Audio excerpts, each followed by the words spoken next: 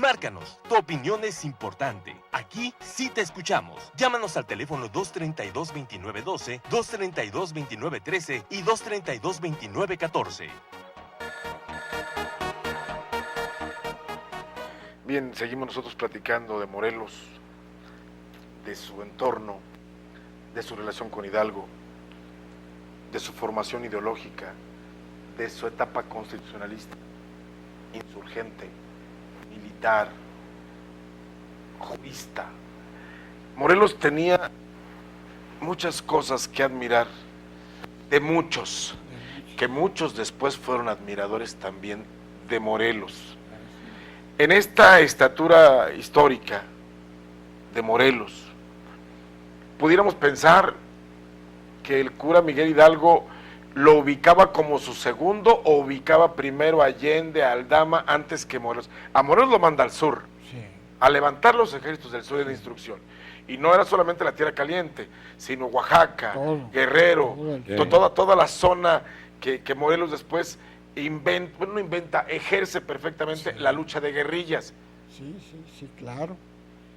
Pero como dice Salvador Pineda, con mucha razón, Morelos fue un hombre de múltiples facetas.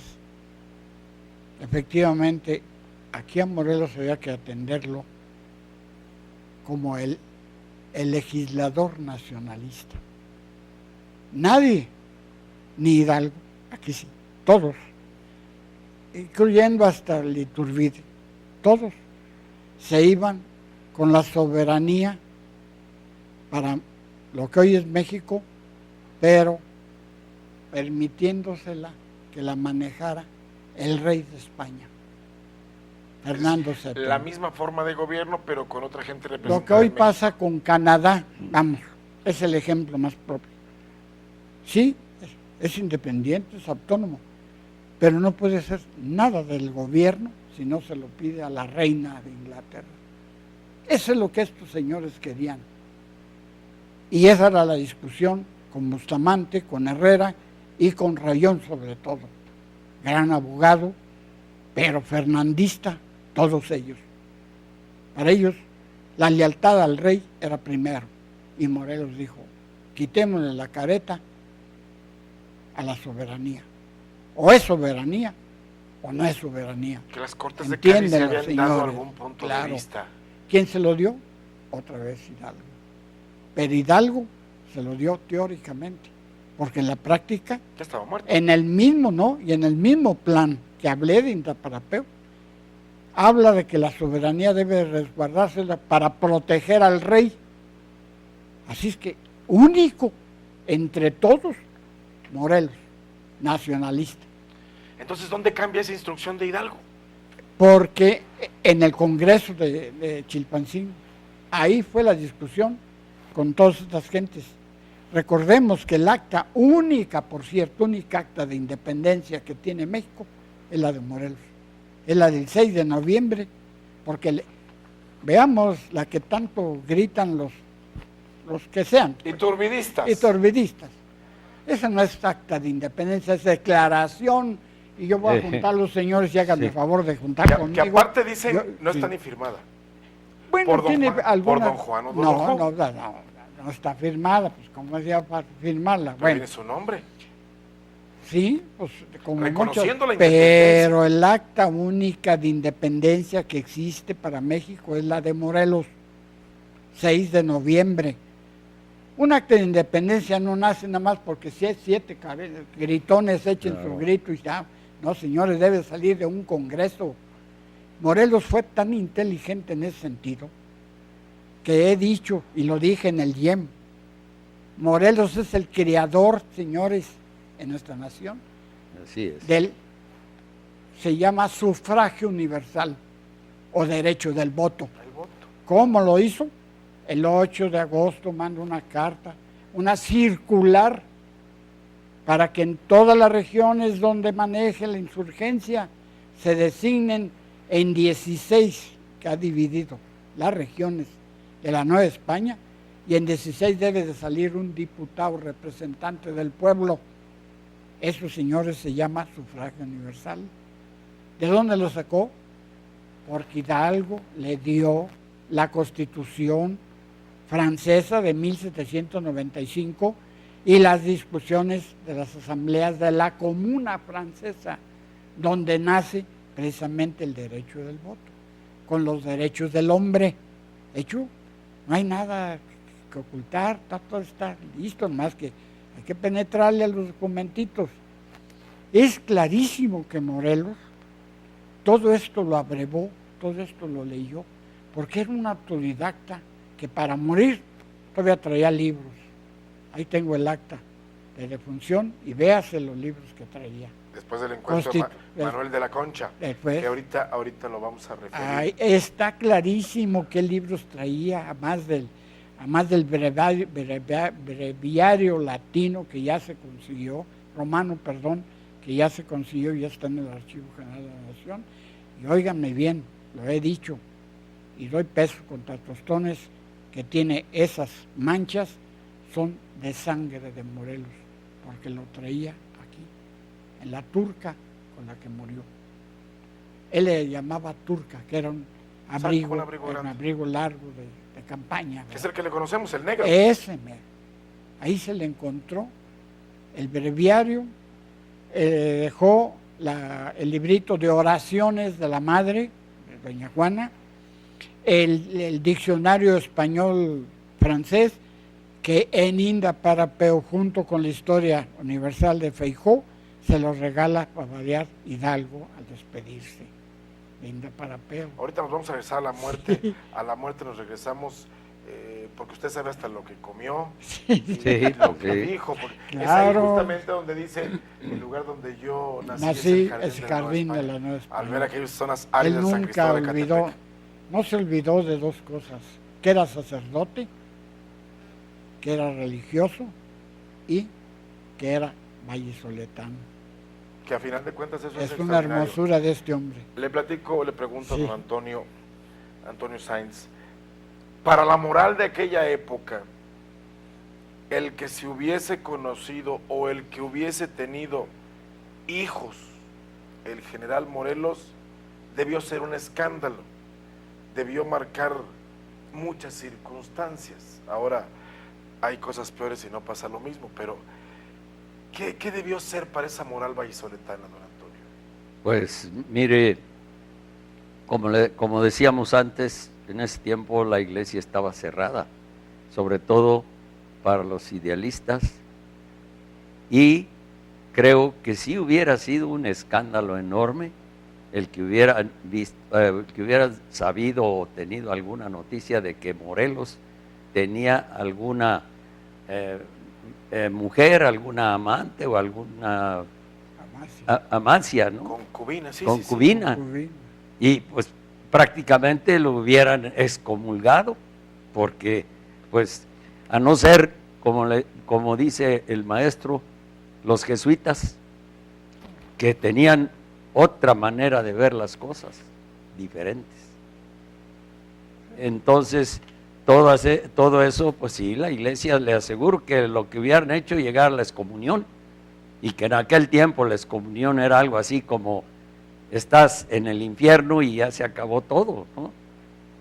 Y creo yo que pues Morelos ha sido y fue muy valiente en declarar las cosas como son, y ante la Inquisición. Sí, que era exactamente. Y no mintió, él acepta esa circunstancia donde Morelos no coincide y se atora con esta circunstancia, es cuando le piden que delate las bodegas, etcétera. Sí. Pero déjeme, me voy a irnos por partes en este espacio.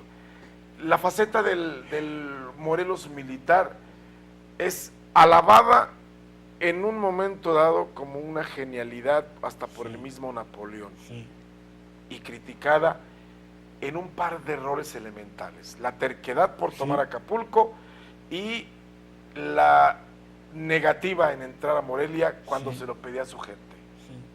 Bueno, hay que entender, Morelos no era militar. Morelos aprendió táctica y estrategia militar por un libro que le consiguió, ¿quién? José María Izazaga. ¿En dónde? en el Seminario Tridentino de Valladolid, Hoy Palacio de hoy Gobierno. Palacio de Gobierno. Se lo entrega y ahí aprendió. Pero él era un autodidacta diario y continuo. Yo he dicho que este hombre yo creo que no dormía porque se encontraba escuchando a los monstruos en la noche y pensando él qué hacer al día siguiente. La prueba está que nunca les decía a dónde se iba a dirigir y a qué pueblo iba a atacar, nada, sino momentos antes a cuartelarse a Oaxaca, un ejemplo clarísimo. Y así, ahora, pienso que Morelos es el gran ausente de dos batallas, y ahí fue su declive. Valladolid fue atacado por órdenes de él, pero juro que en 30 años no he podido encontrar una sola orden militar de él fuera del primer ataque a Valladolid. Todos los demás órdenes militares son de Matamoros, de Bravo y del mismo que no los firmaba porque no se debe firmar, Galeana. Oiga, ¿y Rocinei o el famoso secretario? Rosáinz es el Rosáinz. que firma todo. Este traidor, Morelos y a la patria, este traidor, ampulosamente le manda cartas ¿a quién? Pues al obispo enemigo de la independencia, a Madicaipo, ¿verdad? Que desgraciadamente todos estos documentos se han localizado y están en el Archivo General de la Nación, pero no hay uno solo, repito, firmado por Morelos. ¿Por qué? Porque Morelos ese día 23 de diciembre de 1813 cayó enfermo en el cuartel que no en la casa de campaña que tenía en el Relis. Tan es así que cuando llega Iturbide con sus 600 hombres que llevaba y que ordena que acuchillen la casa de campaña del generalísimo, creyendo que estaba, jamás encontraron a Morelos. Y dice la ficha que tengo de Galeana que lo encontró al tercer día en Parihuela, que se le llevaba rumbo a Tacámbaro. Allí es donde dicen que encuentran la pintura, la única pintura que le hicieron donde lo ponen vestido de generalísimo. No, fue en Tlacotepec, fue en una pintura posterior, porque la pintura es de Oaxaca y la pintura se localizó enrollada junto con todos los libros y 113 libros, dos afeites. Sí, de Morelos que leía continuamente, Rigo, y todas las actas del Congreso de Anáhuac. Fue en Tlacotepec, realmente a 2 kilómetros de Tlacotepec, se llama Rancho de las Ánimas. Ahí abandonó todo porque estaba a 100 metros de que se le detuviera por Armijo. Armijo venía con 3,000 hombres bien armados y Morelos apenas 50 gentes mal armados, con machetes que tenía, que él le puso mis 50 pares, pues ¿qué iba a hacer?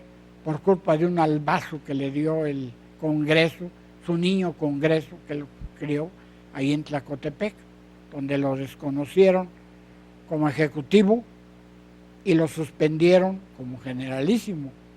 Ahora, la segunda batalla de Purarán, ¿en dónde está que él la llevó? Por desgracia, fue Matamoros. Fue una derrota estrepitosa. Él estaba en una haciendita como a 5 kilómetros, se llama, bueno, se me va ahorita el nombre, pero está a 5 kilómetros de Purarán. Esas dos ausencias nunca las desconoció él. Que en la derrota logra escapar apenas Morelos. Él dijo, yo soy el generalísimo y los generalísimos pierden y ganan las batallas. Ni hablar. Ese sentido, don Antonio, Sí. de compartir la culpa o de ser egoísta en la culpa, absorberla él y compartir la gloria, era muy de un gran hombre. Sí, señor. De un ser de Claro. extrema grandeza. Así es. Y muy difícil porque en la actualidad, para aceptar responsabilidades, muchas veces hasta las más pequeñas, nos cuesta trabajo aceptarlas. Y cuando cometemos errores, nos cuesta más trabajo. Es difícil, don Antonio, que un político en la actualidad, una figura pública, tenga siquiera ese ápice de servir como lo tenía Morelos.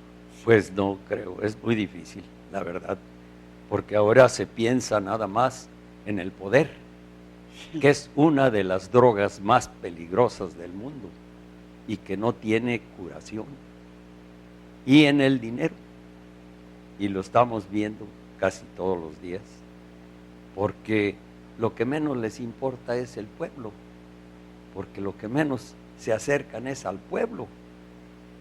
¿Cuándo ha visto usted que después de que son diputados, senadores, vayan con la misma gente que iban para hacer su propaganda política, le vayan a dar siquiera las gracias porque votaron por él? Y es lo que le digo, la falta de sentido, de amor a nuestra patria.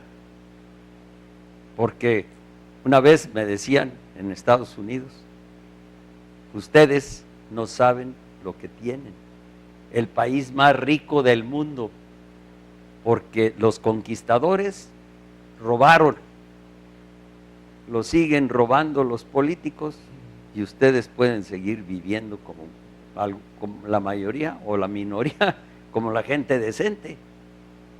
Entonces, creo que el sentido común y la responsabilidad desaparece en cuanto se llega al poder. Hay pocos políticos que realmente sientan lo que deben de sentir por nuestra patria y sacrificarse. En 1960 los diputados tenían una dieta de 7,000 pesos y 1,500 pesos por cada comisión, peleaban las comisiones. Y ahorita en la actualidad, ¿cuánto gana un diputado o un senador? ¿Y cuándo se preocupan? Como tampoco la iglesia, desgraciadamente. Yo soy católico, pero me eduqué con jesuitas. ¿Cuándo ha visto usted que el arzobispo, el obispo o alguno de los, cuando hay alguna cosa como ahorita el ciclón y todo, estén allí para darle ánimo, aunque sea moralmente, a la gente, a los católicos, o a los protestantes, a lo que sea, a toda la gente. grey, a final de cuentas el rebaño es parejo. Exactamente. Pero bueno, vamos a una pausa comercial. Regreso. Cada que vamos a la pausa y regresamos, estamos viendo imágenes de algunas de las películas que se filmaron de Morelos: El Rayo del Sur, El Padre Morelos, la nueva que es Morelos. Hay varias cosas que hemos estado viendo y revisando al ir y regresar de pausa, porque a Morelos lo pueden interpretar de mucha forma, porque hubo uno que hace incluso este señor Fernando Soler, el del... Es el Rayo del Sur. Sí, el Rayo del Sur. Y es un Morelos muy alto, siendo Morelos alguien de 1,50 m, 1,66 m. 1,66 m, es alguien bajito. Y lo sabemos por dos catas que tenemos, la de la Inquisición y la que le hicieron antes, 1,66 m. ¿Qué es cata, maestro? Cata es la revisión que física que se le... medición, revisión, peso, color, todo. cara, ficción, ropa que viste, todo. Eso se llama cata. Pero cata porque así se hacía desde el tiempo de Morelos. Ya. Bueno, vamos a la pausa. Regresamos en este programa que pasa a ser incluso un documento histórico por tener la figura aquí del maestro José Fabián Ruiz, de don Antonio Sáenz, que nos comparte un poquito de sociología, de este sentimiento de cívico también, que es importante. Si está usted con sus hijos, llámenlos, porque ahora vamos a hablar de Morelos, el hombre. Volvemos después del corte. Márcanos, tu opinión es importante. Aquí sí te escuchamos. Llámanos al teléfono 232-2912, 232-2913 y 232-2914.